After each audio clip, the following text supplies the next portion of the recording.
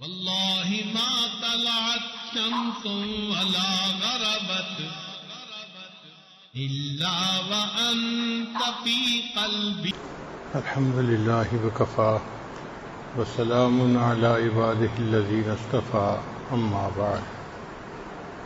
أعوذ بالله من الشيطان الرجيم. بسم الله الرحمن الرحيم.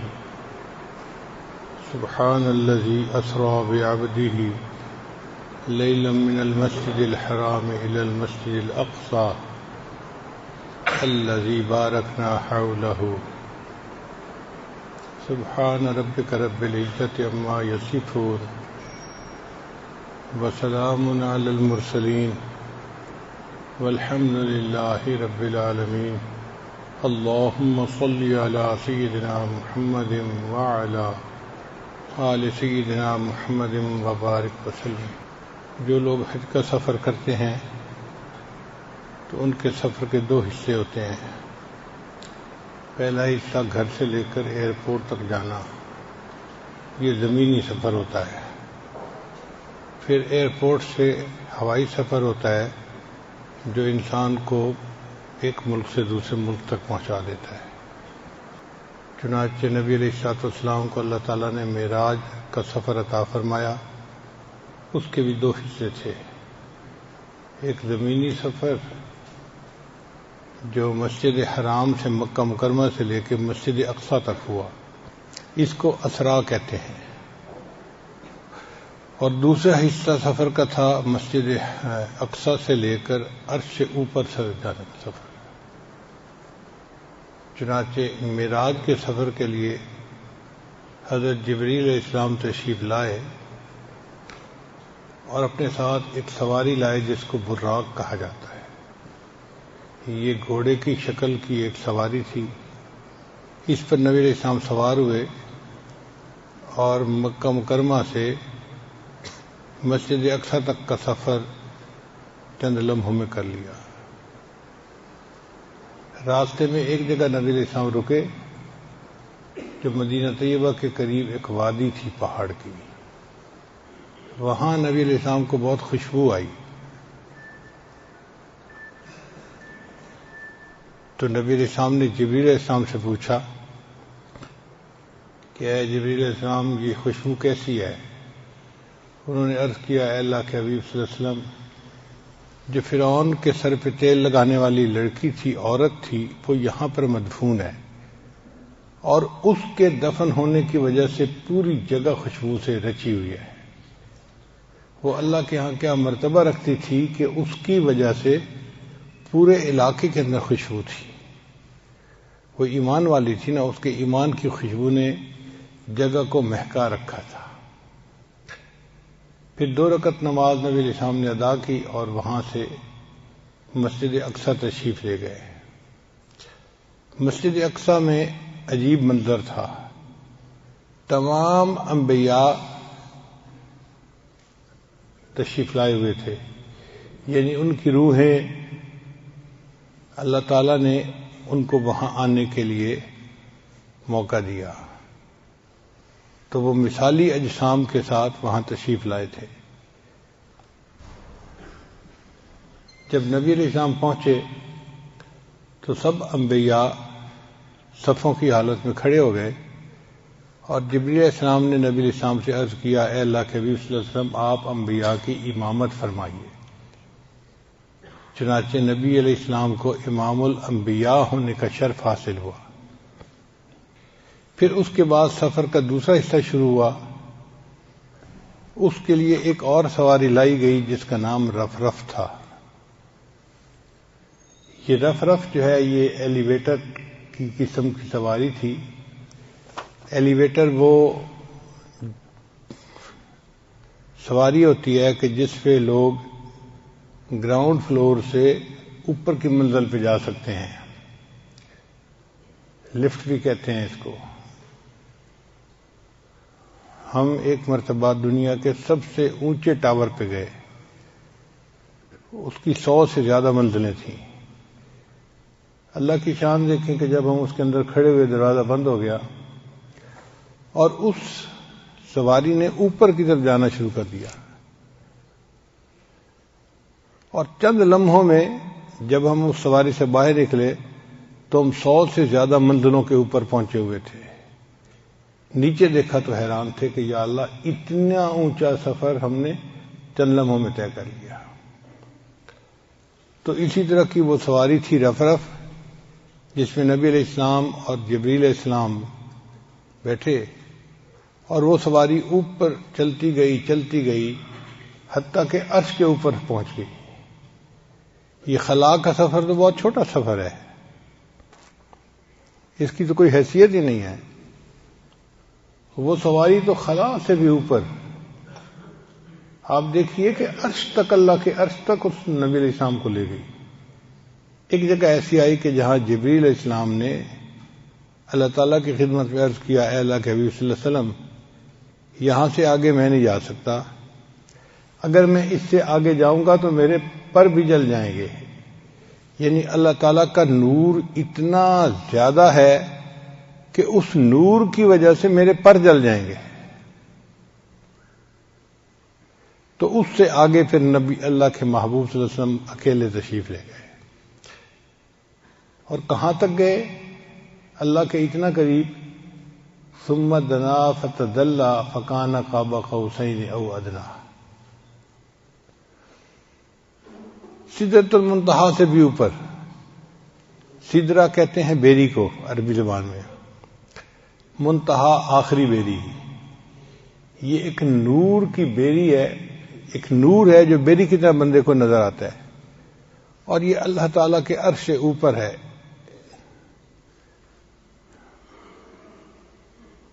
تو نبی علیہ السلام اس سے بھی آگے تشریف لے گئے اور اکیلے تھے. اس سے نبی علیہ السلام کی پاکیزگی کا اندازہ لگائیے کہ اللہ تعالیٰ کے اتنا قریب، اللہ کے پاس کوئی ناپاک چیز نہیں جا سکتی. اللہ تعالیٰ ارشاد فرماتے ہیں الیہ یصعد الکلم الطیب والعمل الصالح یرفعہ. عمل صالح اللہ کی طرف لوٹتے ہیں اور کلمہ طیب اللہ کی طرف لوٹتا ہے. اس پروردگار پاک جو پاک ذات ہے، اس کے پاس تو فرشتے بھی نہیں جا سکتے، مگر اللہ کے محبوب کی پاکیزگی ان فرشتوں سے بھی زیادہ تھی. اللہ نے اپنے محبوب کو اپنے پاس بلا لیا اپنے دیدار کے لیے. ایک سوال ذہن میں پیدا ہوتا ہے، یہ معراج کیوں پیش آیا؟ تو ہر چیز کی کوئی نہ کوئی وجہ ہوتی ہے. اللہ کے محبوب صلی اللہ علیہ وسلم نے مکہ کے لوگوں کو دین کی طرف بلایا، مگر وہ ہٹ دھرم قسم کے لوگ تھے. تھوڑے لوگ مانے اور زیادہ نے مخالفت شروع کر دی. اور مخالفت ہی نہیں، نبی علیہ السلام کو انہوں نے تکالیف پہنچانے بھی شروع کر دی. تو اللہ کے محبوب صلی اللہ علیہ وسلم نے سوچا کہ یہ قریش مکہ اپنی ضد کے اوپر جمے رہے اور انہوں نے میرا پیغام ماننے سے انکار کر دیا. میں اگر اپنے اور رشتہ داروں کے پاس جاؤں تو ہو سکتا ہے کہ وہ قدر کریں. اس زمانے میں رشتہ داری کی، قبیلے کی، تعلق کی بڑی قدر کی جاتی تھی. چنانچہ طائف ایک جگہ تھی، پہاڑی جگہ تھی، اور وہاں پر نبی اسلام کے ماموں رشتہ دار رہتے تھے. یعنی نبی اسلام کی جو والدہ تھی نا، حلیمہ سعدیہ، تو بنو سعد قبیلہ کے لوگ وہاں رہتے تھے، تو رشتے میں ماموں بنے پھر وہ.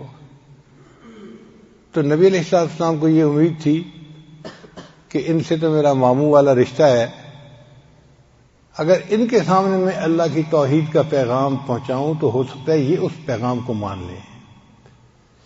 مگر دل میں ڈر بھی تھا کہ اگر نہ مانیں گے تو پھر کیا ہوگا. چنانچہ اللہ کے محبوب صلی اللہ علیہ وسلم نے اپنے طائف کے سفر کو خفیہ رکھا، اس کو عام نہیں کیا. اگر نبی علیہ السلام چاہتے تو ابو بکر عمر ساتھ ہوتے، اگر نبی علیہ السلام چاہتے تو سینکڑوں جان فدا کرنے والے عشاق ساتھ ہوتے. مگر اللہ کے نبی صلی اللہ علیہ وسلم سمجھتے تھے کہ اگر میں وہاں گیا اور انہوں نے بات نہ مانی تو پھر مکہ کے مشرک تو اور تیز جری ہو جائیں گے، جرت بڑھ جائے گی کہ اپنوں نے بات نہیں مانی تو ہمارے پاس کیوں آئے ہیں یہ. اب اللہ کے محبوب صلی اللہ علیہ وسلم نے اپنے ساتھ کوئی خادم نہیں لیا، اکیلا سفر کیا.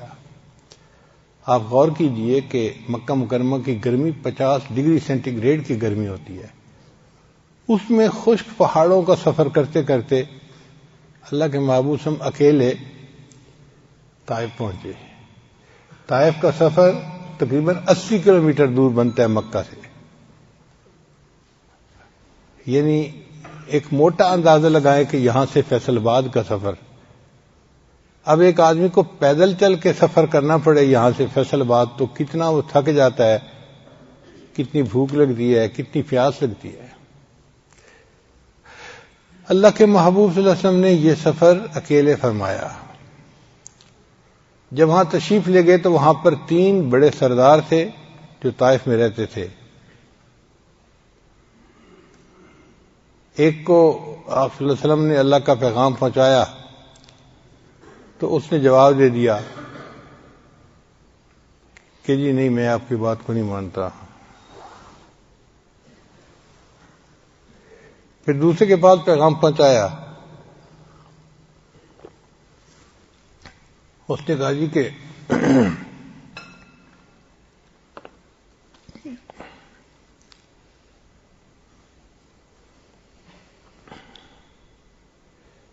میں بھی آپ کی بات کو نہیں مانتا.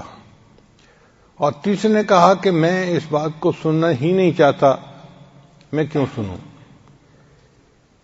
یعنی تینوں نے ایک طرح سے انکار کر دیا، لیکن چونکہ رشتہ داری کا ایک تعلق تھا تو اس کا لحاظ کرتے ہوئے انہوں نے یہ کہا کہ جی آپ آئے تو ہیں یہاں، لیکن آپ اس شہر میں رہ نہیں سکتے،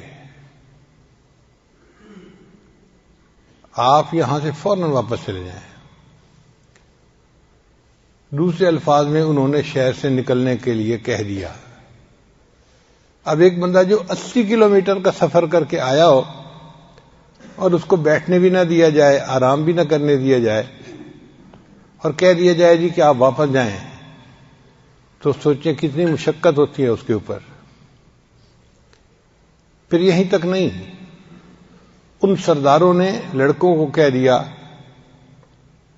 کہ یہ دیوانہ قسم کا بندہ ہے جو ہمارے بتوں کو برا کہتا ہے، تو اس کو شہر سے باہر نکالو. یعنی لڑکے پیچھے لگا دیے. اب وہ لڑکے جو تھے ان کے ہاتھ میں پتھر تھے اور وہ پتھر مارتے تھے نبی علیہ السلام کو. اتنے انہوں نے پتھر مارے کہ محبوب صلی اللہ علیہ وسلم کو جو جوتا مبارک تھا نا، نالین مبارک، وہ خون سے بھر گیا تھا. اور عربوں میں تو مہمان نوازی مشہور تھی. ایک بندہ 80 کلومیٹر کا سفر پیدل طے کر کے آیا ہے، انہوں نے روٹی پانی بھی نہیں پوچھا، اور اسی بھوک کی حالت میں، تھکاوٹ کی حالت میں نبی علیہ السلام کو شہر سے باہر جانا پڑا. اور اوپر جو انہوں نے ہیوملٹی کی وہ اس کے علاوہ تھی. اپنی طرف سے تو انہوں نے بے عزت کر کے نکال دیا. جب نبی علیہ السلام شہر سے باہر آ کر بیٹھے تو اللہ کے حبیب صلی اللہ علیہ وسلم کا دل بہت مغموم تھا. نبی علیہ السلام نے اس وقت ایک دعا مانگی، اللہم الیک اشکو ضعف قوتی وقلت حیلتی وہوانی علی الناس. اے اللہ، میں اپنی قوت کی کمزوری کی اور اسباب کی قلت کی اور لوگوں کے سامنے اپنے کمزور ہونے کا شکوہ آپ کے سامنے عرض کرتا ہوں. انت ارحم الراحمین. اے اللہ، آپ سب رحم کرنے والوں سے زیادہ رحم کرنے والے ہیں. الی من تکلنی الی عدو یتجہمنی. اے اللہ، آپ مجھے دشمن کے سپرد کرتے ہیں جو میرے اوپر شروع ہوتا ہے، غصہ کرتا ہے. او الی قریب ملکتہ امری. یا کسی قریب کو کہ اس کے حوالے آپ نے میرے امر کو کر دیا. ان لم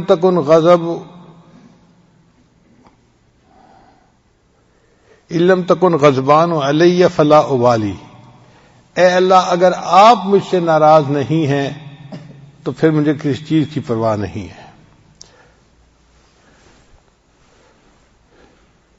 ان عافیتوں کا اوسع لی، آپ کی عافیت میرے لیے بہت وسیع ہے. اعوذ بنور وجهک الذی اشرقت له الظلمات، اے اللہ میں آپ کے چہرے کے اس نور کے طفیل مانگتا ہوں جس سے کہ دنیا کی ظلمتیں ختم ہو گئیں. وصلح علیہ امر الدنیا والآخرہ، اور دنیا اور آخرت کے سب کام اس سے سنور گئے. کہ آپ کا غصہ میرے اوپر ہو یا آپ مجھ سے ناراض ہوں.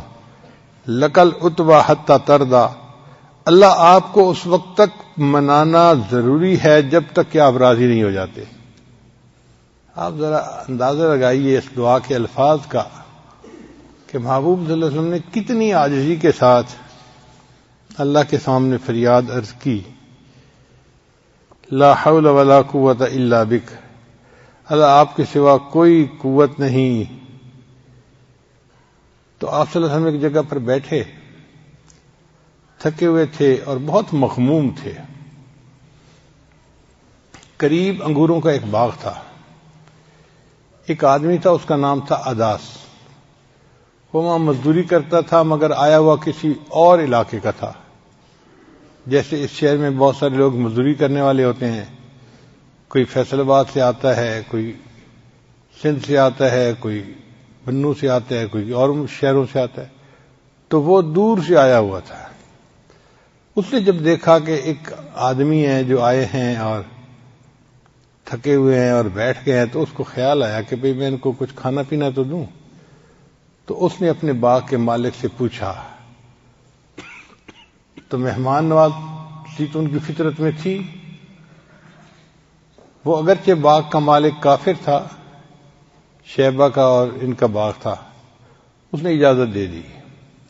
چنانچہ اداس کچھ انگور لے کے نبی اسلام کی خدمت میں آیا اور اس نے آ کر انگور پیش کیے، پانی دیا. نبی علیہ السلام نے انگور کھائے، پانی پیا تو طبیعت کچھ بحال ہوئی. تو نبی علیہ السلام نے اس سے تعارف پوچھا، بھئی تم کہاں سے ہو؟ اس نے کہا جی میں تو نینوا کا رہنے والا ہوں اور وہاں سے یہاں آیا ہوں اپنی مزدوری کے لیے. تو نبی علیہ السلام نے فرمایا اچھا آپ یونس علیہ السلام کے علاقے کے رہنے والے ہیں؟ وہ نام سن کر حیران ہو گیا کہ جی آپ ان کو کیسے جانتے ہیں؟ چونکہ یونس علیہ السلام اس علاقے میں پیغمبر گزرے تھے اور ان کے نام کو کوئی باہر کی دنیا کا بندہ جانتا ہی نہیں تھا. تو نبی علیہ السلام کی زبان سے یہ لفظ سن کے وہ بڑا حیران ہوا. تو نبی صاحب نے فرمایا کہ وہ میرے بھائی تھے، وہ بھی اللہ کے نبی تھے اور میں بھی اللہ کا نبی ہوں، اور اللہ ہی نے مجھے اس کا بارے میں بتایا ہے. تو اس کے دل میں نا ایمان کا نور پیدا ہو گیا کہ یہ بندہ جو پیغمبر علیہ السلام کی بات کر رہا ہے یہ بندہ عام بندہ نہیں ہے، یہ واقعی اللہ کا ہے. تو بہرحال پھر اس کے بعد 2 فرشتے آئے. ان فرشتوں نے نبی علیہ السلام کی خدمت میں عرض کیا کہ اللہ کے حبیب صلی اللہ علیہ وسلم اللہ نے ہمیں بھیجا ہے، میں پہاڑوں کا فرشتہ ہوں اور مجھے یہ اللہ نے کہا ہے کہ آپ سے آ کر پوچھوں کہ اگر آپ اجازت دیں تو میں 2 پہاڑوں کو ٹکرا کر یہ پوری جو بستی ہے نا ان کے لوگوں کو ختم کر دیا جائے، نیست و نابود کر دیا جائے. یعنی جن لوگوں نے آپ کی اتنی بے اکرامی کی ہے اب آپ اجازت دے دیجئے ہم ان کا نام و نشان مٹا دیتے ہیں. 2 پہاڑوں کو ٹکرانا فرشتے کے لیے کون سا مشکل تھا؟ نبی صاحب نے اجازت نہیں دی. یہ دعا کی کہ یا اللہ میری قوم کی مغفرت فرما، فإنہم لا یعلمون، وہ مجھے جانتے نہیں ہیں، ان کو حقیقت کا احساس نہیں کہ کون ہوں میں اور ان کے پاس اللہ کا پیغام لے کے آیا ہوں. چنانچہ نبی علیہ السلام نے ان کو منع کر دیا اور یہ بھی کہہ دیا کہ اگرچہ یہ لوگ ابھی ایمان نہیں لائے، ہو سکتا ہے آنے والے وقت میں ان کی اولادوں میں سے کچھ ایسے ہوں جو ایمان لائیں اور دین پر عمل کرنے والے بن جائیں. تو محبوب صلی اللہ علیہ وسلم کی رحمت للعالمین دیکھیے کہ اتنا کچھ ان سے خراب رویہ برداشت فرما لیا اور ان کے لیے عذاب کی اجازت نہیں دی. فرشتے چلے گئے تو نبی علیہ السلام پھر اکیلے تھے، اور اس جگہ تنہائی میں بیٹھے ہوئے دل بہت غمزدہ تھا۔ تو نبی علیہ السلام نے پھر دعا کی، کاش کوئی میرا یار ہوتا جو مجھ سے یاری کرتا، میرا کوئی دلدار ہوتا جو مجھ سے دلداری کرتا، یعنی کوئی میرا قریبی دوست ہوتا کہ میں اپنا غم اس کے ساتھ شیئر کر سکتا۔ مقصد کہنے کا یہ تھا۔ جب نبی علیہ السلام نے یہ الفاظ کہے نا تو اللہ تعالیٰ نے فیصلہ فرما لیا، اے میرے محبوب، میں آپ کا یار ہوں اور میں آپ کا دلدار ہوں۔ اب میں آپ کو اپنے پاس بلاؤں گا اور میں آپ کے دل کا غم آپ سے شیئر کروں گا۔ چنانچہ نبی علیہ السلام طائف سے واپس تشریف لے گئے مکہ مکرمہ، اور اس کے چند دنوں کے بعد نبی علیہ السلام کو یہ سفر معراج پیش آیا۔ تو گویا من تواضع للہ رفعہ اللہ، جو تواضع اختیار کرتا ہے اللہ اس کو بلندی عطا فرماتا ہے۔ میرے آقا صلی اللہ علیہ وسلم نے اللہ کے سامنے کتنی تواضع اختیار کی، کیسی پیاری دعا مانگی اور مٹ کے الفاظ کہے، اس کے نتیجے میں اللہ نے آپ صلی اللہ علیہ وسلم کو معراج پر بلا لیا۔ چنانچہ جبریل السلام آئے، براق لے کر آئے، تو نبی علیہ السلام اس وقت گھر میں آرام کر رہے تھے۔ تو جبریل السلام نے آ کر نبی علیہ السلام کے قدموں کو بوسہ دیا، پاؤں کے تلوے جو ہوتے ہیں نا ان کو بوسہ دیا۔ آ کے ایسے نہیں جگایا جیسے ایک لڑکا دوسرے لڑکے کو ہاتھ سے ہلا کے جگاتا ہے، ادب کے خلاف تھا۔ انہوں نے آ کے نبی علیہ السلام کے پاؤں کا جو نیچے کا حصہ ہے نا اس کو بوسے دیے۔ تو نبی علیہ السلام کی آنکھ کھل گئی، پوچھا کون؟ میں آپ کا خادم جبریل، اللہ نے آپ کو یاد فرمایا ہے۔ تو نبی علیہ السلام اس گھر سے چل کر حرم میں آئے، یعنی جہاں مسجد جس کو مسجد حرام کہتے ہیں، جہاں بیت اللہ ہے، اس مسجد میں آپ تشریف لائے۔ وہاں آ کے آپ نے وضو فرمایا اور نماز ادا فرمائی۔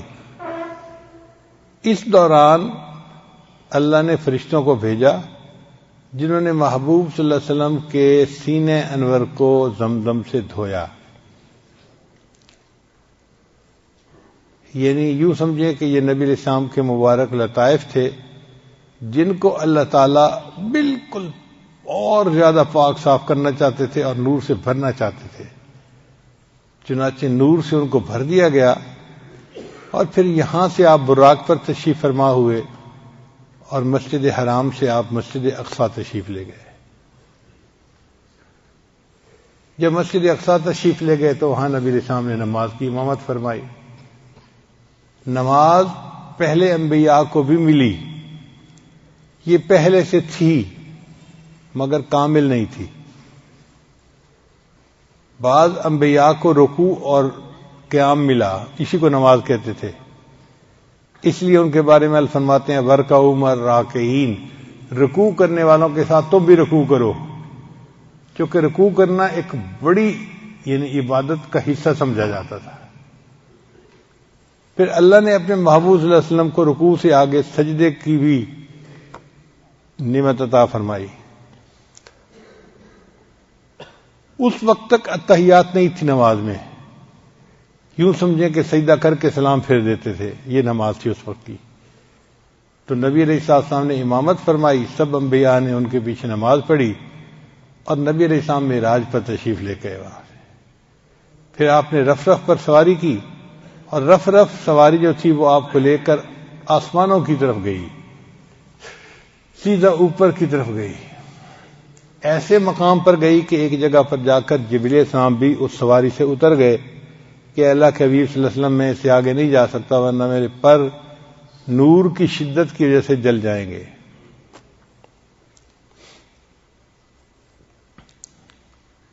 پھر اس سے اللہ کے نبی صلی اللہ علیہ وسلم آگے اکیلے تشریف لے گئے۔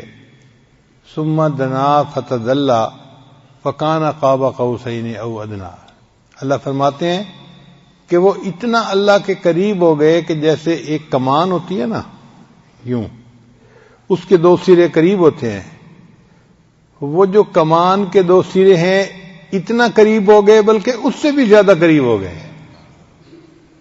اللہ اکبر کبیرہ. اللہ نے اپنے پیارے محبوب صلی اللہ علیہ وسلم کو کتنا قرب عطا کیا. پھر اس کے بعد اللہ نے اپنے محبوب سے باتیں کی.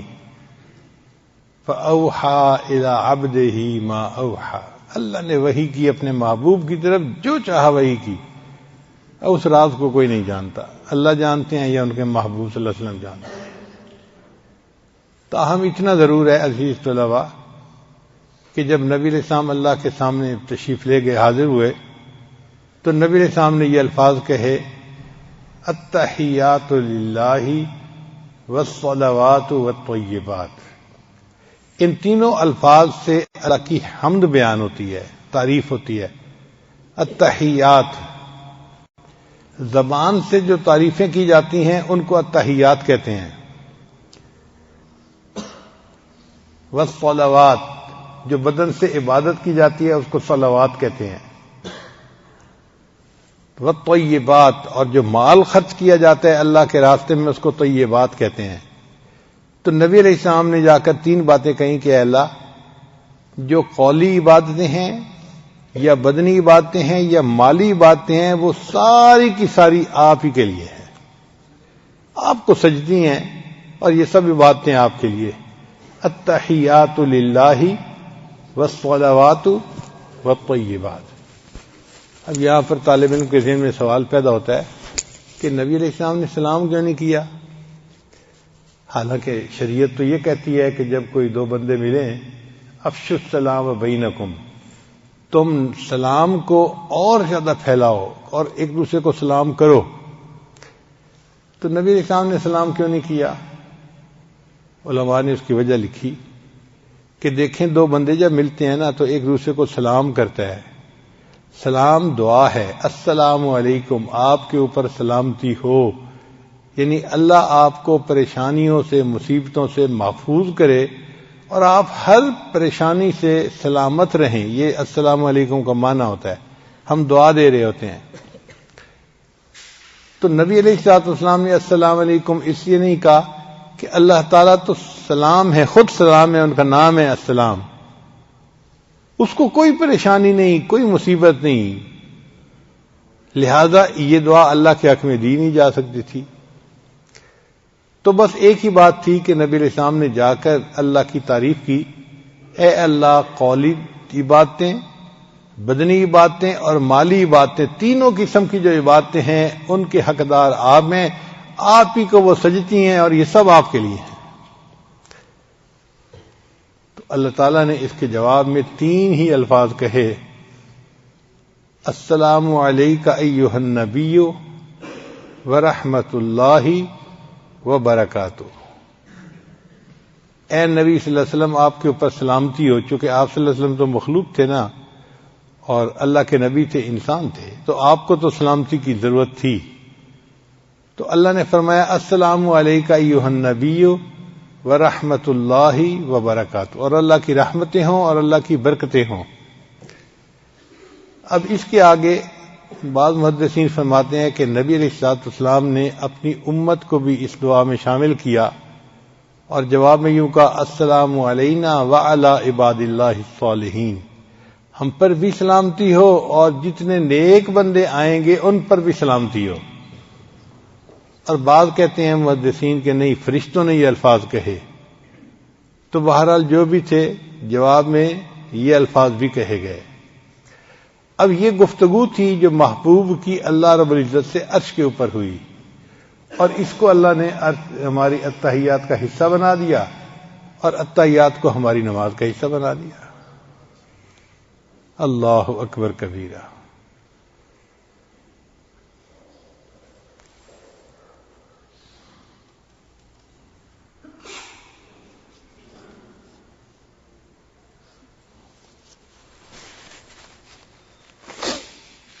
طالب علم کے ذہن میں سوال پیدا ہوتا ہے کہ یہ معراج کیوں پیش آیا؟ اللہ تعالیٰ اپنے محبوب صلی اللہ علیہ وسلم کا دل خوش کرنا چاہتے تھے کہ محبوب صلی اللہ علیہ وسلم، آپ کا دل غمزدہ ہے، آپ میرے پاس تشریف لائے، میں آپ کو جنتوں کی سیر کرواؤں، عرشوں کی سیر کرواؤں، اور میں آپ کو بتاؤں کہ میرے پاس آپ کا مقام کیا ہے. یہ تو بے قدر لوگ ہیں، جاہل لوگ ہیں، ان کو کیا پتا، ان سے کیا گلہ کرنا. تو اللہ نے اس لیے بلا لیا. اب سوال پیدا ہوتا ہے کہ پھر انبیاء وہاں کیوں موجود تھے؟ اس میں بھی حکمت ہے کہ اللہ نے اپنے انبیاء سے وعدہ لیا تھا پہلے سے ہی.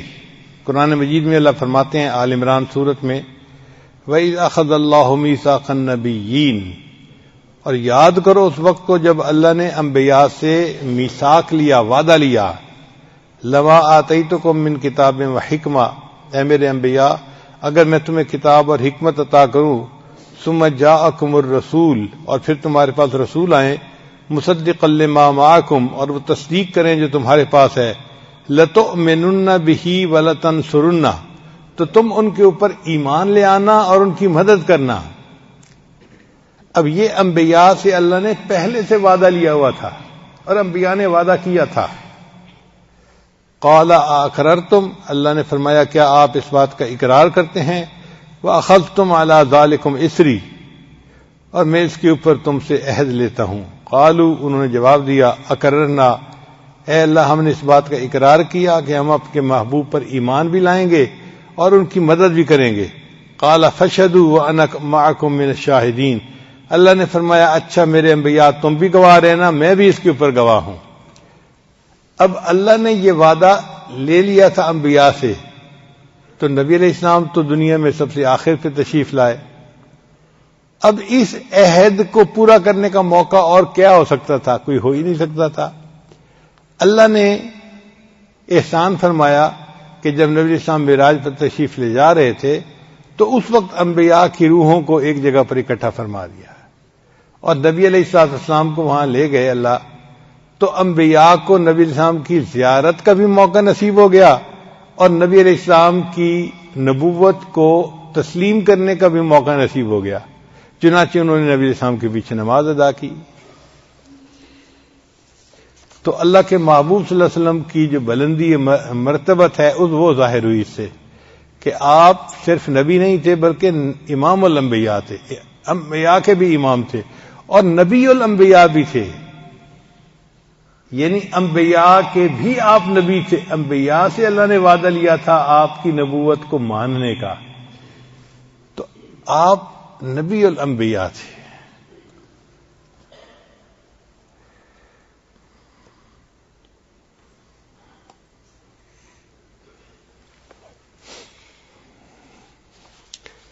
عزیز طلباء، ایک مثال پہ ذرا غور کرنا.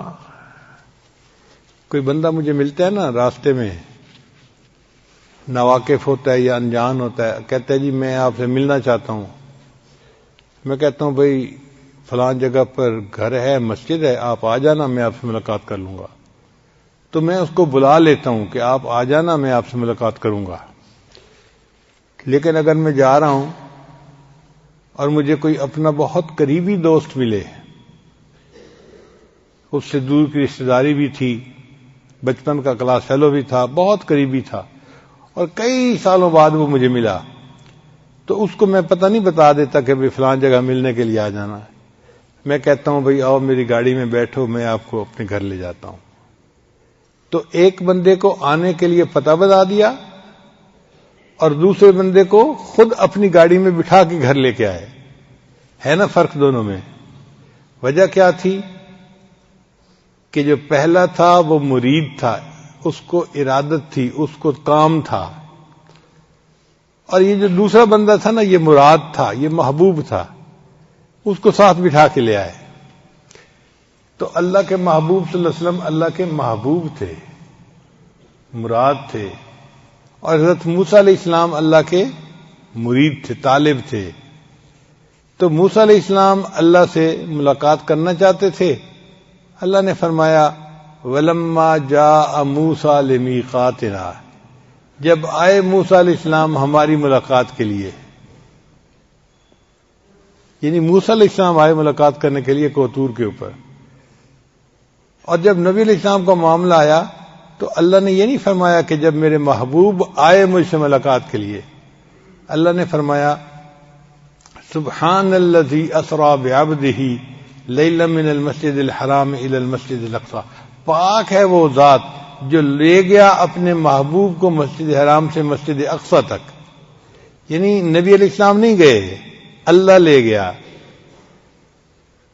اب اللہ نے سبحان سے اس لفظ کو شروع فرمایا، اس بات کا تذکرہ کیا. سبحان کا مطلب جو ہر کمی سے پاک ہو، ہر عیب سے پاک ہو. اس کا مطلب یہ کہ جو بندہ اس میں شک کرے وہ اللہ تعالیٰ کے ذات کے بارے میں تردد کرنے والا ہے، اس کا ایمان ہی ضائع ہو جائے گا. تو جب اللہ کہتے ہیں کہ اللہ لے گیا، اللہ پاک ہے ہر عیب سے، اب کوئی یہ نہیں کہہ سکتا جی یہ چیز تو ممکن ہی نہیں تھی. بھئی بندوں کے لیے ناممکن تھی، اللہ کے لیے ناممکن نہیں تھی. اللہ جو چاہے وہ کر سکتے ہیں. تو پاک ہے وہ ذات جو لے گئی اپنے محبوب کو اپنے مسجد حرام سے مسجد اقصی تک. اسی طرح حضرت موسیٰ علیہ السلام نے اللہ سے دعا مانگی تھی، رب اشرح لی صدری، اے اللہ میرے سینے کو شرح عطا فرما دیجئے، کھول دیجئے، شرح صدر عطا فرما دیجئے. تو گویا موسیٰ علیہ السلام کو ایک نعمت کی طلب تھی، انہوں نے اللہ سے دعا مانگی، اور اللہ نے اپنے محبوب کو بھی شرح صدر والی نعمت عطا فرمائی. مگر یہ نہیں کہا کہ میرے محبوب نے مجھ سے مانگا تھا. اللہ فرماتے ہیں الم نشرح لک صدرک، اے میرے محبوب کیا ہم نے آپ کو شرح صدر نہیں عطا فرما دیا؟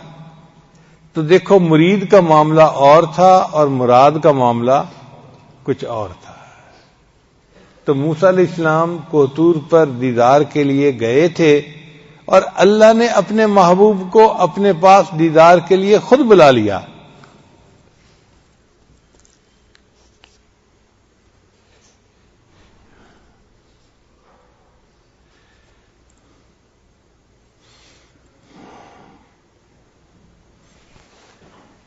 چنانچہ کچھ لوگ ایسے بھی ہیں کہ جو کہتے ہیں جی کہ نبی علیہ السلام کو جسمانی معراج نصیب نہیں ہوا، روحانی معراج تھا. علماء اہل سنت والجماعت اس بات کا یقین رکھتے ہیں کہ محبوب صلی اللہ علیہ وسلم کو اللہ نے جسمانی معراج عطا فرمایا.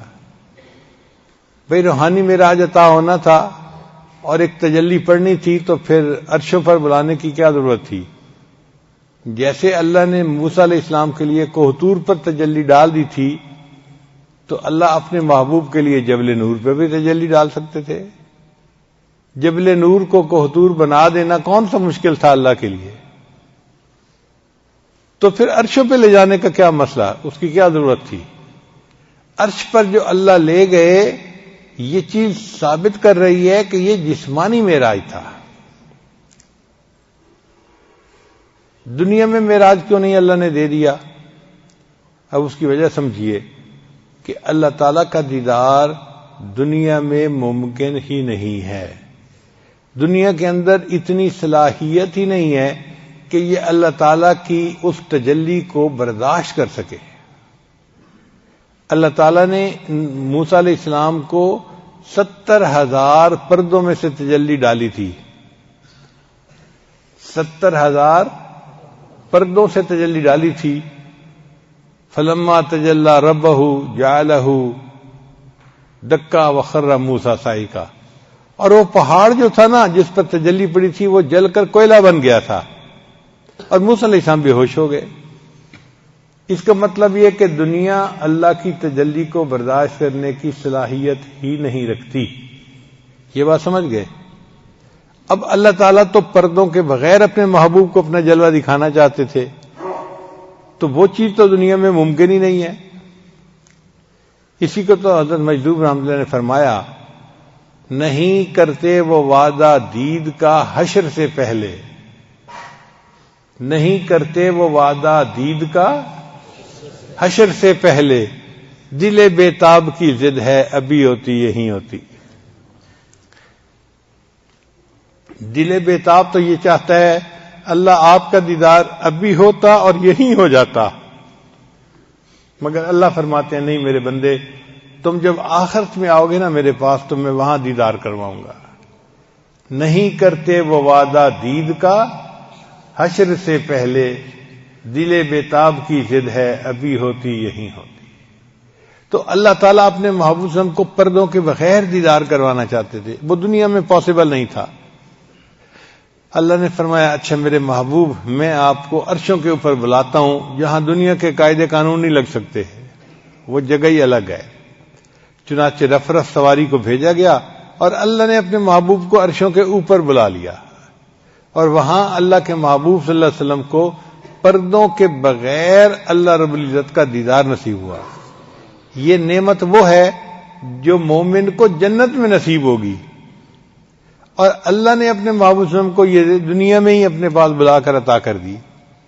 اس کی مثال یوں سمجھیں کہ جیسے جنتی ہونے کا پتہ قیامت کے دن ہر مومن کو چلے گا، لیکن کچھ ایسے بھی صحابہ تھے کہ جن کو جنتی ہونے کی بشارت اللہ نے دنیا میں عطا فرما دی اپنے محبوب کی زبان سے، تو ان کو عشرہ مبشرہ کہتے ہیں۔ 10 صحابی ایسے تھے کہ جن کو دنیا میں اللہ کے محبوب نے جنتی ہونے کی بشارت عطا فرما دی تھی، تو ان کو اللہ نے دنیا میں جنت کی بشارت عطا فرما دی، اور باقی لوگوں کو قیامت کے دن بشارت ملے گی۔ اسی طرح باقی لوگوں کو قیامت کے دن اللہ کا دیدار ہوگا، باقی انبیاء کو بھی قیامت کے دن اللہ کا دیدار ہوگا، اور اپنے محبوب کو اللہ نے دنیا کی زندگی میں اپنے پاس بلا کر اپنا دیدار عطا فرما دیا۔ حکمت کیا تھی اس میں؟ حکمت یہ تھی کہ جتنے انبیاء دنیا میں تشریف لائے وہ سارے اللہ کے وجود کی گواہی دیتے تھے، مگر بن دیکھے دیتے تھے، یعنی سنی سنائی بات تھی۔ لا الہ الا اللہ، اس کو کیا کہتے ہیں؟ نفی اثبات۔ کیا کہتے ہیں؟ لا الہ نفی کو کہتے ہیں، اور الا اللہ اس بات کو کہتے ہیں کہ کوئی معبود نہیں سوائے اللہ کے۔ تو جتنے انبیاء نے یہ گواہی دی سب نے بن دیکھے دی، اللہ کو کسی نے نہیں دیکھا، سنی سنائی بات ہے۔ وہ جانتے تھے کہ اللہ کو کوئی نہیں دیکھ سکتا، مگر انہوں نے ایمان کی وجہ سے گواہی دی۔ ان کی گواہی بڑی معتبر۔ ایک بندہ سنی سنائی بات پہ گواہی دیتا ہے تو وہ گواہی مضبوط ہوتی ہے، اور ایک بندہ اس چیز کو دیکھ کے آتا ہے پھر گواہی دیتا ہے تو یہ گواہی اثبت ہوتی ہے، اس سے بھی زیادہ مضبوط ہوتی ہے۔ اس کی مثال یوں سمجھیں کہ آپ میں سے کئی لوگ ہیں کہیں گے جی امریکہ ہے امریکہ ہے امریکہ ہے، مگر یہ سنی سنائی باتیں ہوں گی، لوگوں سے سنی ہے، ٹی وی پہ سنی ہے، اخباروں میں پڑھا ہے، سنی سنائی بات ہے۔ اب مجھے اللہ نے وہاں جانے کی توفیق عطا فرمائی تو میں اس کو دیکھ کے آیا ہوں۔ اب میں آپ کے سامنے اگر گواہی دوں کہ بھئی امریکہ ایک ملک ہے اور اس کا ایئرپورٹ نیو یارک ایسا ہے، واشنگٹن ایسا ہے، فلاں ایسا ہے، تو میری گواہی اور اس بندے کی گواہی میں زمین آسمان کا فرق ہوگا۔ اس بندے کی گواہی سنی سنائی اور میری گواہی دیکھی دکھائی۔ بات سمجھ آ گئی نا؟ اس کو کہتے ہیں لیس الخبر کالمعائنۃ، کہ جو خبر ہوتی ہے نا وہ مشاہدے کی طرح نہیں بن سکتی۔ سن کے بات کرنا اور چیز ہوتی ہے، دیکھ کے بات کرنا اور چیز ہوتی ہے۔ تو باقی سب انبیاء کا جو ایمان تھا وہ خبر کا تھا، اور میرے آقا صلی اللہ علیہ وسلم کا جو ایمان تھا وہ معائنے کا اور مشاہدے کا ایمان تھا۔ تو محبوب صلی اللہ علیہ وسلم کی بلندی درجات کا پتہ چلتا ہے کہ دنیا میں اللہ نے محبوب کو وہ نعمت عطا فرمائی جو باقی انبیاء کو بھی آخرت میں جا کر ملے گی۔ تو محبوب صلی اللہ علیہ وسلم کی فضیلت ثابت ہو گئی۔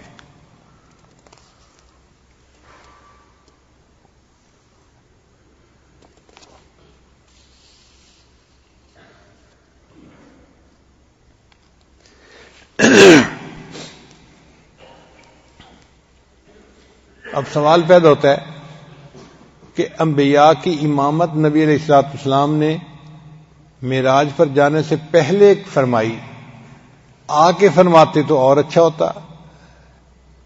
تو علماء نے جواب دیا کہ پہلے انبیاء کو نماز کا کچھ حصہ ملا تھا، ادھوری نماز ملی تھی،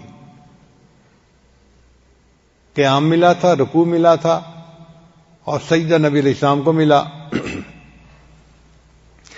اور پھر اس میں جو تکمیل ہوئی نا وہ عرش پہ جا کے ہوئی کہ التحیات کا مضمون جو بنا، میں نے ابھی آپ کے سامنے جو کھولا۔ تو اگر نبی علیہ السلام آ کر پڑھاتے تو جو نماز نبی علیہ الصلوۃ والسلام کو ملی وہی کامل نماز باقی انبیاء کو بھی مل جاتی۔ پھر فضیلت کہاں رہ جاتی؟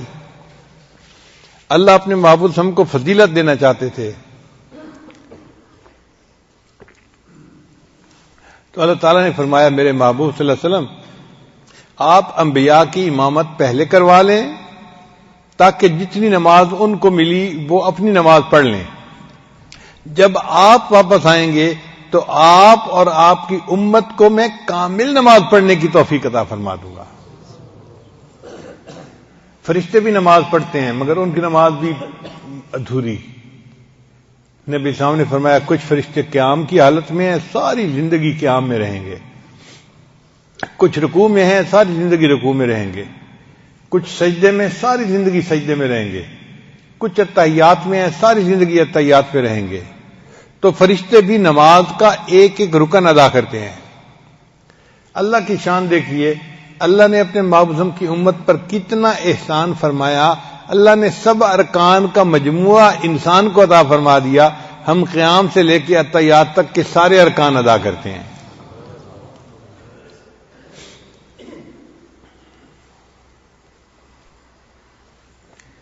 جب نبی علیہ السلام اللہ سے ملاقات کے بعد اللہ سے ملاقات کر کے آنے لگے تو اللہ تعالیٰ نے فرمایا میرے محبوب صلی اللہ علیہ وسلم میں آپ کو ایک تحفہ دیتا ہوں۔ نبی صاحب بڑے خوش ہوئے، بھئی کوئی محبوب کسی کو گھر بلائے اور تحفہ دے تو خوشی کی بات ہے نا۔ وہ تحفہ کیا تھا؟ اللہ نے فرمایا آپ کی امت روزانہ 50 مرتبہ نماز پڑھے گی۔ تو نبی علیہ السلام بڑے خوش ہو گئے، اے اللہ کے حبیب صلی اللہ علیہ وسلم میری امت 50 نمازیں پڑھے گی، میں ان کو پیغام پہنچا دوں گا۔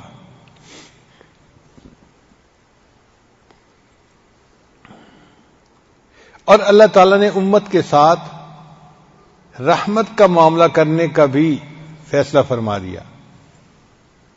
شاعر کہتا ہے جو یاد مصطفیٰ سے دل کو بہلایا نہیں کرتے، حقیقت میں وہ لطف زندگی پایا نہیں کرتے۔ جو یاد مصطفیٰ سے دل کو بہلایا نہیں کرتے، حقیقت میں وہ لطف زندگی پایا نہیں کرتے۔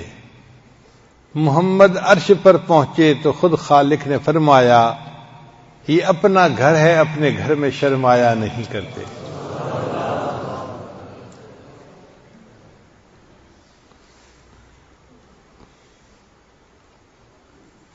گنہگاروں کو ہم بخشیں گے تم سے وعدہ کرتے ہیں، گنہگاروں کو ہم بخشیں گے تم سے وعدہ کرتے ہیں، محمد ہم کبھی جھوٹی قسم کھایا نہیں کرتے۔ اللہ نے فرمایا میرے محبوب صلی اللہ علیہ وسلم ہم کبھی جھوٹی قسم نہیں کھاتے، اور میں قسم اٹھا کر کہتا ہوں کہ آپ کے امت کے گنہگاروں کی میں بخشش کر دوں گا۔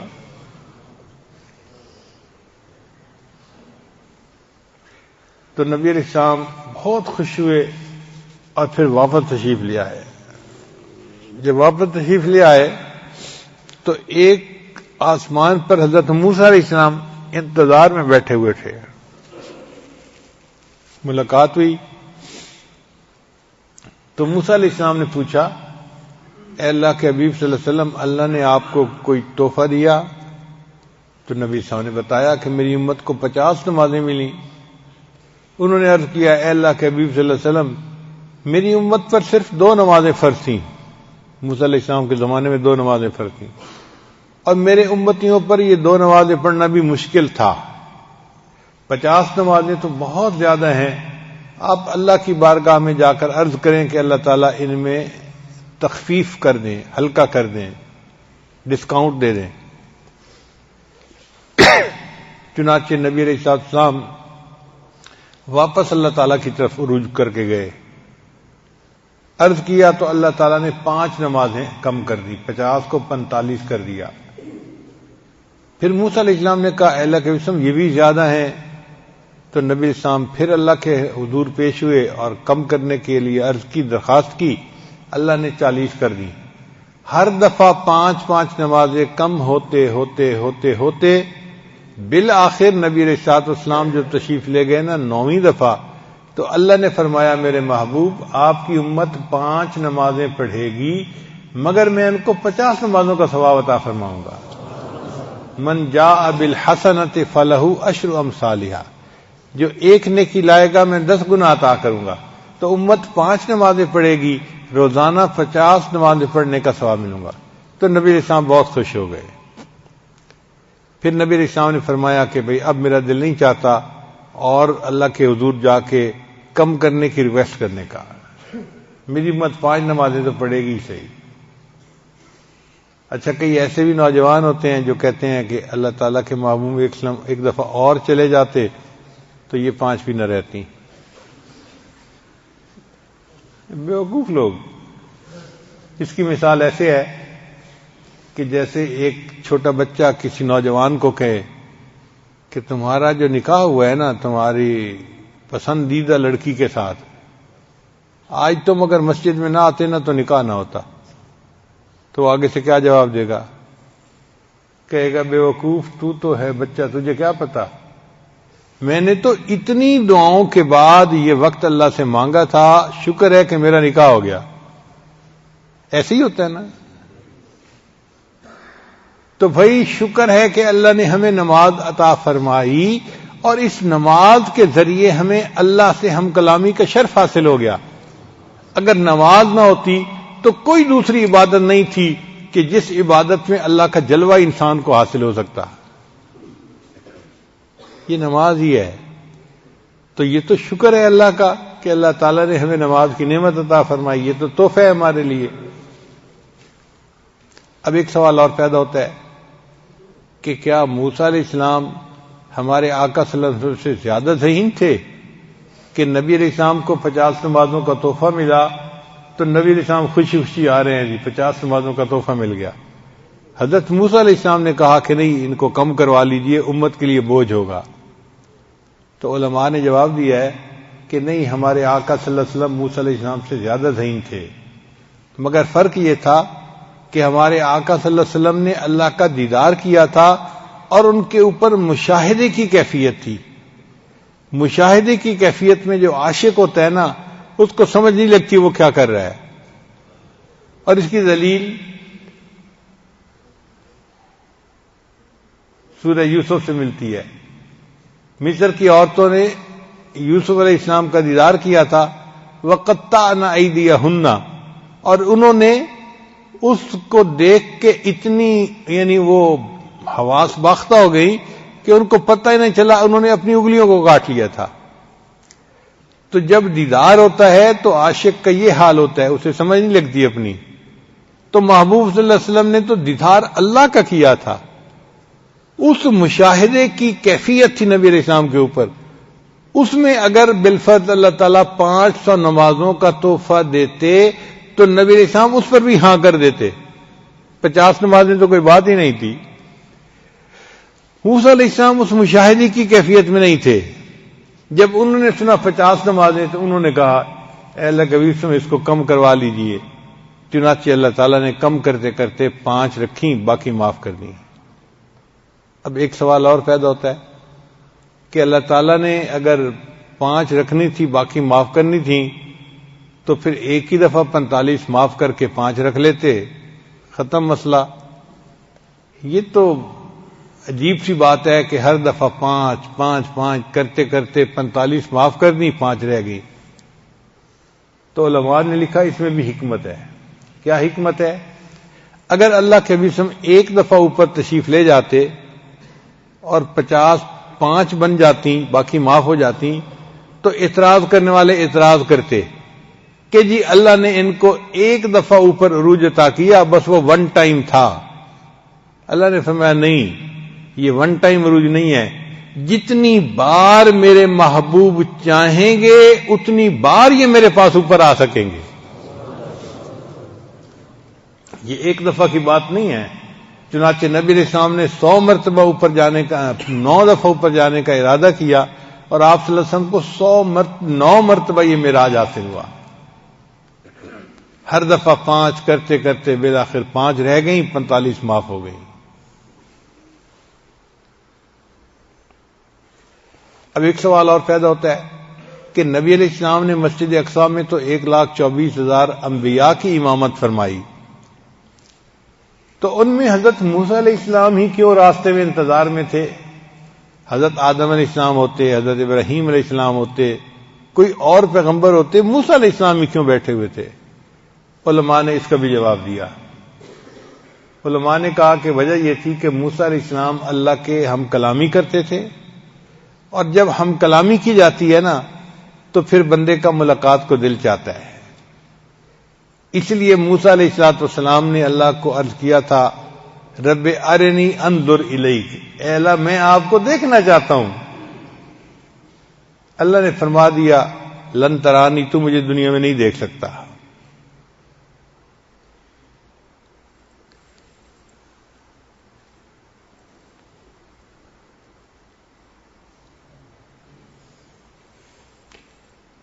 ایک شاعر نے شعر کہا، لازم نہیں کہ سب کو ملے ایک سا جواب، لازم نہیں کہ سب کو ملے ایک سا جواب، آؤ نہ ہم بھی سیر کریں کوہ طور کی۔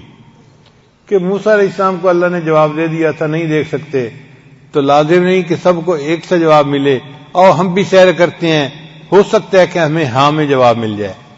مگر وہ شاعر بیچارہ راز سے واقف نہیں تھا، اگر واقف ہوتا تو وہ یوں کہتا، لازم یہی ہے سب کو ملے ایک سا جواب، جاؤ اور تم بھی سیر کرو کوہ طور کی۔ جتنی مرتبہ کوہ طور چلے جاؤ، دنیا میں رہتے ہوئے اللہ کا دیدار کر ہی نہیں سکتے، سب کو ایک جیسا جواب ملے گا۔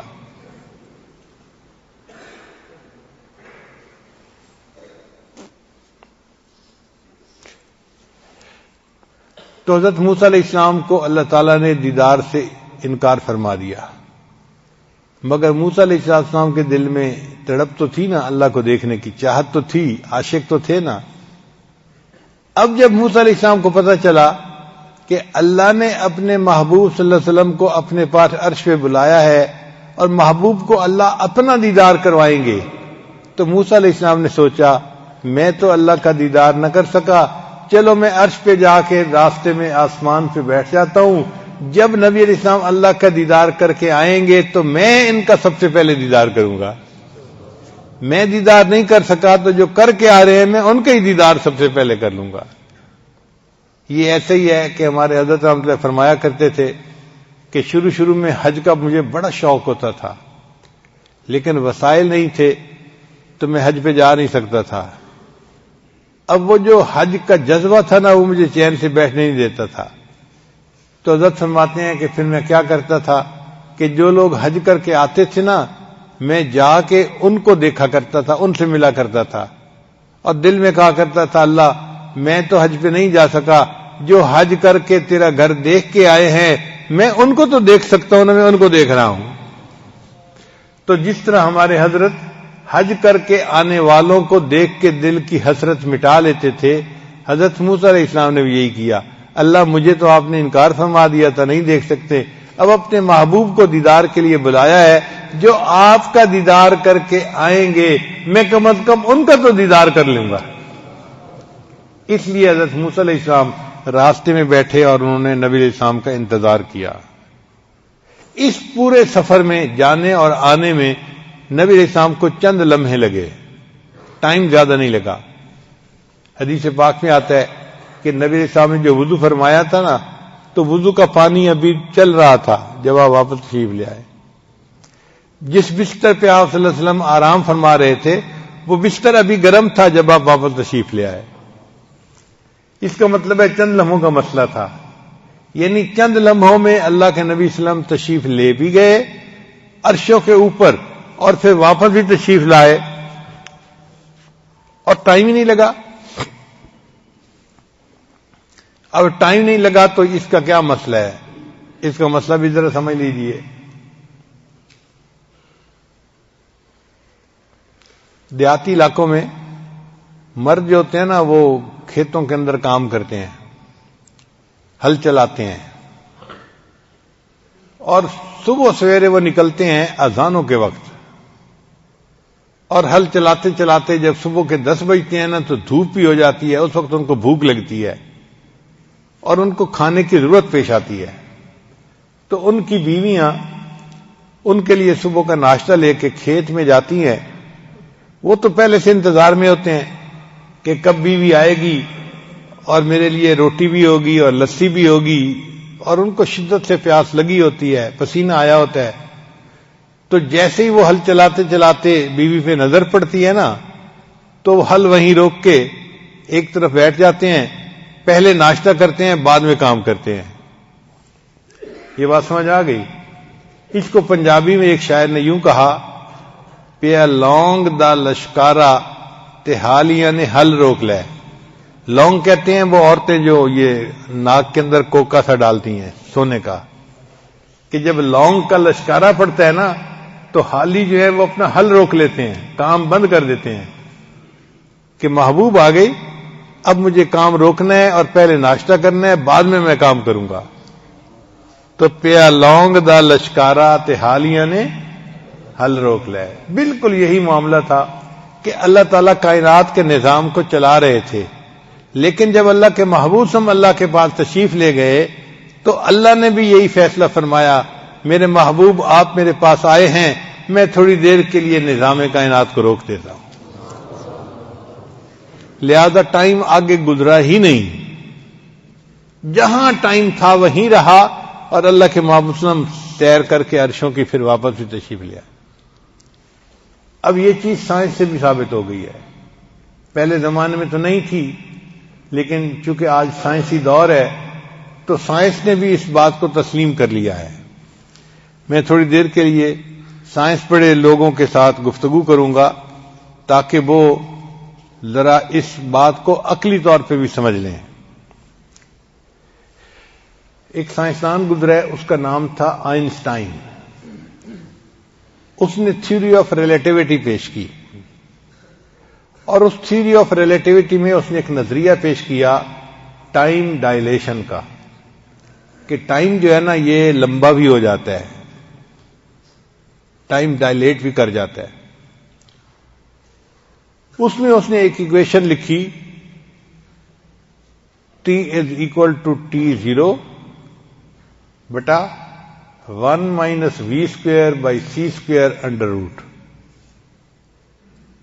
اب ہر طالب علم تو نہیں سمجھے گا, لیکن جو سمجھتے ہیں کم از کم وہ تو سمجھے نا.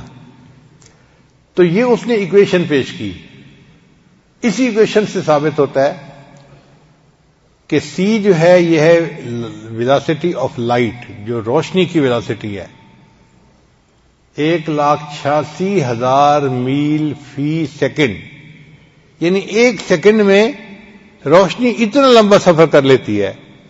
اللہ اکبر کبیرہ. اگر فریم آف ریفرنس کی سپیڈ اس سے کم ہوگی تو v چھوٹا اور نیچے c بڑا. اس کا مطلب ہے کہ v/c جو ہے نا وہ 1 سے چھوٹا بن جائے گا. تو 1 سے چھوٹے کا مطلب یہ کہ 1 - چھوٹا 1 سے, تو جواب پازیٹو آ جائے گا. تو نتیجہ یہ نکلا کہ اگر فریم آف ریفرنس کی سپیڈ ویلاسٹی آف لائٹ سے کم ہے تو پھر مستقبل آتا رہتا ہے, یعنی ٹائم آگے بڑھتا رہتا ہے. پازیٹو جواب آ گیا نا. اور اگر v اور c برابر ہو جائیں تو v/c برابر 1 ہو گیا, تو 1 - 1 کتنا بنا؟ 0. اور اگر کسی چیز کے نیچے 0 ہو تو اس کا جواب انفینٹی ہوتا ہے. تقسیم کیا جائے گا کسی چیز کو 0 سے تو جواب کیا ہوتا ہے؟ انفینٹی. اس کا مطلب یہ کہ اگر فریم آف ریفرنس کی سپیڈ ویلاسٹی آف لائٹ کے برابر ہو جائے تو جواب انفینٹی آئے گا, ٹائم رک جائے گا, ہمیشہ وہی ٹائم رہے گا. اور اگر v جو ہے وہ c سے بڑھ جائے تو v بڑا ہے, c چھوٹا ہے. اس کا مطلب یہ کہ اس کا جو جواب آئے گا v/c کا وہ 1 سے زیادہ ہوگا. اب 1 - 1 سے زیادہ کوئی چیز ہو تو جواب نیگیٹو آ جائے گا. نیگیٹو کا مطلب یہ کہ اگر فریم آف ریفرنس کی سپیڈ ویلاسٹی آف لائٹ سے زیادہ ہو جائے گی تو پھر ماضی آنا شروع ہو جائے گا. یہ ماضی کیسے آئے گا؟ آپ دیکھتے ہیں کرکٹ کے جو ہے نا جب گیم ہو رہی ہوتی ہے تو ایک لڑکا شاٹ کھیلتا ہے اور بڑی اچھی شاٹ ہوتی ہے، تو اس شاٹ کو پھر ٹی وی والے ری پلے کر کے دکھا دیتے ہیں، آپ دوبارہ پھر اسی شاٹ کو کھیلتے ہوئے دیکھتے ہیں، وہ تو کھیل چکا مگر انہوں نے اس کو ری پلے کر کے دکھا دیا۔ تو اگر ویلاسٹی آف لائٹ سے فریم آف ریفرنس کی سپیڈ زیادہ ہو جائے تو انسان کی زندگی میں مستقبل کی بجائے ماضی آنا شروع ہو جائے گا، یعنی جو وہ اعمال کر چکا ہے وہ سارے ری پلے ہونا شروع ہو جائیں گے۔ یہی قیامت کے دن ہوگا کہ اللہ تعالیٰ بعض لوگوں کو اپنے سامنے کھڑا کریں گے اور ان کی زندگی کے کچھ لمحات کو، کچھ واقعات کو، کچھ گناہوں کو ری پلے کر کے دکھائیں گے، میرے بندے دیکھ تو نے یہ کیا۔ وہ اپنی آنکھوں سے دیکھے گا کہ ہاں میں یہ کر رہا تھا اور اللہ مجھے دکھا رہے ہیں۔ اس کا مطلب یہ کہ ٹائم میں مستقبل بھی آ سکتا ہے اور حال بھی رہ سکتا ہے اور ماضی بھی آ سکتا ہے۔ اگر سائنس اس چیز کو ثابت کر رہی ہے تو ہوا کیا تھا، جب اللہ نے اپنے محبوب کو معراج کے لیے بلایا تو اس وقت جو فریم آف ریفرنس کی سپیڈ تھی اللہ نے اس کو سپیڈ آف لائٹ کے برابر کر دیا، تو ٹائم اپنی جگہ پر رک گیا۔ چنانچہ نبی علیہ السلام گئے، اللہ سے ملاقات کر کے، عرشوں کی جنت کی سیر کر کے جب واپس آئے تو ٹائم جہاں رکا تھا وہیں کا وہیں موجود تھا۔ تو یہ چیز آج سائنس بھی ثابت کرتی ہے۔ چنانچہ عقل پرست لوگ بھی آج معراج کا انکار نہیں کر سکتے۔ اب ایک سوال اور پیدا ہوتا ہے کہ اللہ نے جو 5 نمازیں امت کے اوپر رکھی اس میں کیا حکمت تھی؟ تو علماء نے جواب دیا کہ 5 بنیادی نعمتیں ہیں جو اللہ نے ہر انسان کو عطا کی ہوئی ہیں: روٹی، کپڑا، مکان، بیوی اور سواری۔ یہ کتنی نعمتیں بنی؟ 5 نعمتیں: روٹی، کپڑا، مکان، بیوی اور سواری۔ اور قرآن مجید میں اللہ تعالیٰ بنی اسرائیل والوں کو فرماتے ہیں وَجَعَلَكُمْ مُلُوكًا، اے بنی اسرائیل والو ہم نے تو تمہیں بادشاہ بنایا۔ تو مفسرین نے لکھا ہے جس بندے کو 5 نعمتیں مل جائیں وہ بادشاہوں جیسی زندگی گزارتا ہے۔ روٹی، کپڑا، مکان، بیوی اور سواری، جس بندے کو یہ 5 نعمتیں مل جائیں اس کی زندگی شاہانہ زندگی ہوتی ہے۔ اور یہ نعمتیں آج کے دور میں تو اکثر لوگوں کو حاصل ہیں۔ ہر بندے کو اللہ نے روٹی دی، کپڑا دیا، مکان دیا، بیوی دی اور سواری بھی دی۔ یہ الگ بات کہ کسی کو گاڑی ملی، کسی کو موٹر سائیکل ملا، سواری تو ملی ہے نا۔ پہلے زمانے میں کسی کو اونٹ ملتا تھا، کسی کو گھوڑا، کسی کو گدھا، سواری کہلاتی تھی۔ آج کے دور میں بھی سواری ملی ہے، کون سی؟ گاڑی کی ہو یا سائیکل موٹر کی ہو، سواری تو اللہ نے دی ہوئی ہے نا۔ تو جس بندے کو یہ 5 نعمتیں مل جائیں اللہ نے اپنی ساری نعمتیں گویا اس کو عطا فرما دی، وہ خوش نصیب انسان ہے، وہ بادشاہوں کی زندگی گزارنے والا بندہ ہے۔ تو اللہ نے 5 نمازیں اس لیے فرض کی، میرے بندو تم 5 نمازیں پڑھو گے تو گویا یہ جو زندگی کی 5 بنیادی نعمتیں ہیں تم ان کا شکر ادا کرنے والے بن جاؤ گے، میں تمہیں اپنے شکر گزار بندوں میں شامل کر لوں گا۔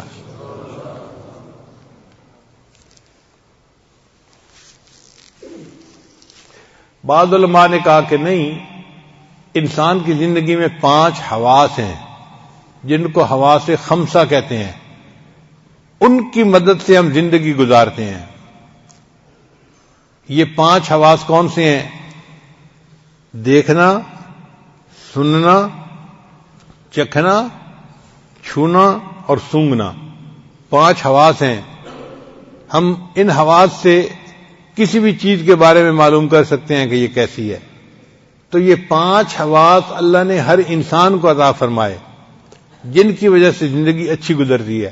آپ بتائیں اگر کسی کو آنکھیں نہ ملیں تو زندگی کا کوئی مزہ رہ جاتا ہے؟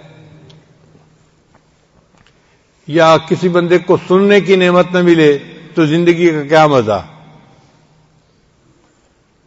یا کسی بندے کو سونگھنے کی نعمت نہ ملے تو زندگی کا کیا مزہ؟ یا کسی بندے کو ذائقہ ہی نہیں ہے، جو کھا رہا ہے سب ایک جیسی چیز ہے تو زندگی کا کیا مزہ؟ تو زندگی کا مزہ ان 5 حواس کے ساتھ آتا ہے. بات سمجھ آ گئی؟ اللہ نے فرمایا میرے بندو جو 5 نمازیں ادا کرے گا وہ گویا ان تمام حواس کی نعمتوں کا شکر ادا کرنے والا ہے، میں اس کو اپنے شکر گزار بندوں میں شامل کر لوں گا. بعض علماء نے ایک جواب اور دیا، وہ کہتے ہیں کہ 5 مصیبتیں ایسی ہیں جن میں سے ہر بندے کو گزرنا پڑے گا: موت، قبر، حشر، میزان اور پل صراط. ان مراحل میں سے ہر بندے کو گزرنا پڑے گا. کوئی ایسا نہیں کہ جو کہے کہ نہیں مجھے فلاں مرحلے میں سے نہیں گزرنا پڑے گا. بات سمجھ گئے نا؟ موت، قبر، حشر، میزان اور پل صراط. اللہ نے 5 نمازیں فرض فرمائیں. میرے بندو اگر تم 5 نمازیں پابندی سے پڑھو گے میں تمہیں ان 5 مراحل میں آسانی کے ساتھ پار کر دوں گا. اس لیے اللہ نے 5 نمازیں فرض فرمائیں. اب ایک سوال اور پیدا ہوتا ہے کہ نماز میں رکعتیں ہیں 2، 3 اور 4، تو 2، 3 اور 4 رکعتیں کیوں ہیں؟ علماء نے جواب دیا اللہ نے فرشتوں کو پیدا کیا اولی اجنحۃ مثنی و ثلاث و رباع. اللہ نے ان فرشتوں کے پر بنائے 2، 3 اور 4. بعض فرشتوں کے 2 پر، بعض کے 3 پر اور بعض کے 4 پر بنائے. اللہ نے امت کو نماز کی 2، 3 اور 4 رکعتیں عطا فرمائیں. میرے بندو فرشتے پرواز کرتے ہیں تو وہ عرشوں تک پہنچ جاتے ہیں. تمہیں میں نماز کی رکعتیں دے رہا ہوں، تم نماز پڑھو گے میں تمہیں روحانی پرواز عطا فرما دوں گا.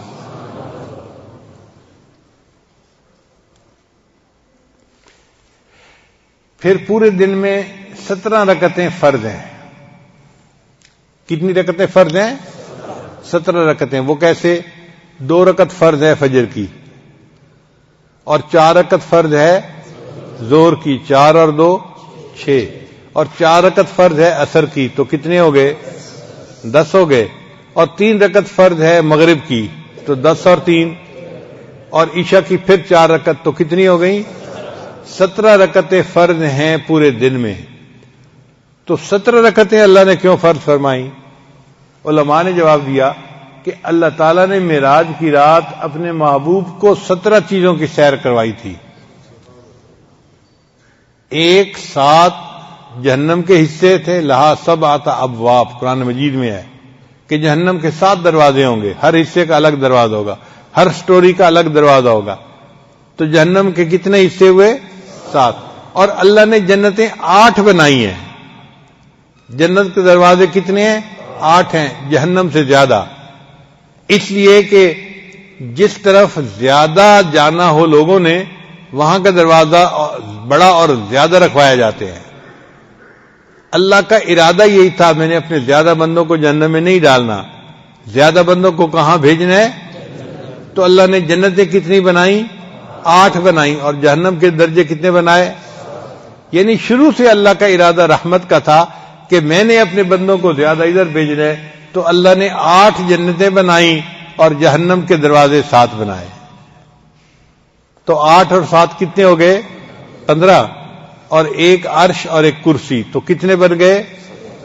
اللہ نے اپنے محبوب کو معراج کی رات 17 چیزوں کی سیر عطا فرمائی اور مومنوں کو اللہ نے 17 رکعتیں عطا فرمائی. میرے بندو اگر تم 17 رکعتیں ادا کرو گے تو میں اس کے بدلے تمہیں روحانی معراج عطا فرما دوں گا. اپنے محبوب کو تو جسمانی معراج عطا کیا تھا، تمہیں کیا عطا کروں گا؟ روحانی معراج عطا کروں گا. اس لیے یہ نماز جو ہے نا، الصلاۃ معراج المومن، نماز مومن کی معراج ہے. اور التحیات جو ہم پڑھتے ہیں نا، یہ امت محمدیہ کے لیے اللہ تعالیٰ کی طرف سے خصوصی انعام ہے. اس لیے اللہ کے نبی صلی اللہ علیہ وسلم فرمایا کرتے تھے قرۃ عینی فی الصلاۃ، میری آنکھوں کی ٹھنڈک نماز میں ہے. یعنی نماز پڑھنے سے میری آنکھیں ٹھنڈی ہو جاتی ہیں، میرا دل خوش ہو جاتا ہے. اور جب اذان کا وقت ہوتا تھا تو نبی صلی اللہ علیہ وسلم فرماتے تھے ارہنی یا بلال، بلال اذان دے اور میری آنکھوں کو ٹھنڈک پہنچا دے. تو جو بندہ نماز کو پابندی کے ساتھ خشوع اور خضوع سے پڑھتا ہے اس کو گویا ایک دن میں 5 مرتبہ روحانی طور پر اللہ کا دیدار نصیب ہوتا ہے. دل کی آنکھ سے، ظاہر کی آنکھ سے نہیں. کس آنکھ سے؟ دل کی. ظاہر کی آنکھ سے تو ہمیں جنت میں اللہ کا دیدار ہوگا، دنیا میں ہمیں دل کی آنکھ سے دیدار ہوتا ہے. اب ہمارے دلی بھی نابینا ہوتے ہیں تو ہم اللہ کا دیدار کیا کریں؟ اللہ نے تو فرما دیا کہ تم اپنے رب کی عبادت ایسے کرو، ان تعبد اللہ کأنک تراہ فإن لم تکن تراہ فإنہ یراک. اللہ کی عبادت ایسے کرو جیسے تم اللہ کو آنکھوں سے دیکھ رہے ہو. اگر یہ درجہ حاصل نہیں تو ایسے کر لو جیسے اللہ تمہیں دیکھ رہا ہے. تو دعا ہے کہ اللہ تعالی ہمارے دلوں کو بھی بینائی عطا فرمائے. وآخر دعوانا ان الحمد للہ رب العالمین.